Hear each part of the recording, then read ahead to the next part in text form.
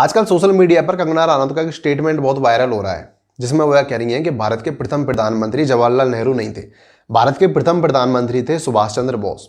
अब मैं आपको सारी चीज़ें एक्सप्लेन करता हूं, उसके बाद आप डिसीजन लेना क्या सही है और क्या गलत। दरअसल सुभाष चंद्र बोस जी ने आज़ाद हिंद फौज का गठन किया था और आज़ाद हिंद फौज के लिए जो आर्मी बनाई थी उसका नाम था आज़ाद हिंद गवर्नमेंट। इस आज़ाद हिंद गवर्नमेंट के प्रधानमंत्री के रूप में सुभाष चंद्र बोस को स्वीकार किया गया था। इसको मान्यता दी गई थी सिंगापुर, मलेशिया, बर्मा, यहाँ पर जो इंडियंस रहते थे उनके द्वारा, कि हम भारत सरकार के रूप में इसको मान्यता देते हैं जिसके प्रधानमंत्री सुभाष चंद्र बोस हैं।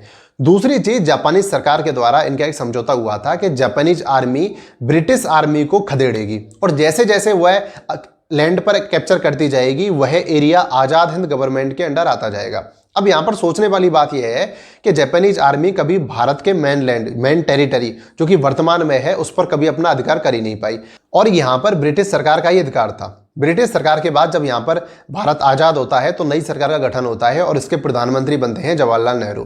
तो यहाँ पर यह कहना कि सुभाष चंद्र बोस भारत के प्रधानमंत्री थे, यह उचित नहीं है, क्योंकि आज़ाद हिंद फौज उसी समय खत्म हो गई थी जिस समय भारत आज़ाद हुआ था। आज़ाद हिंद फौज कभी भी भारत के मेनलैंड पर अपना अधिकार कर ही नहीं पाई थी। दूसरी चीज, सुभाष चंद्र बोस के पोते उन्होंने भारत के प्रधानमंत्री और जेपी नड्डा को टैग करके इस पर आपत्ति जताई है और उन्होंने कहा है कि इतिहास के साथ इस तरह से खिलवाड़ मत कीजिए। अब इन सारी बातों को सुनकर आप कमेंट बॉक्स में अपना कंक्लूजन दीजिए कि आप भारत के प्रथम प्रधानमंत्री के रूप में किसे मानते हैं।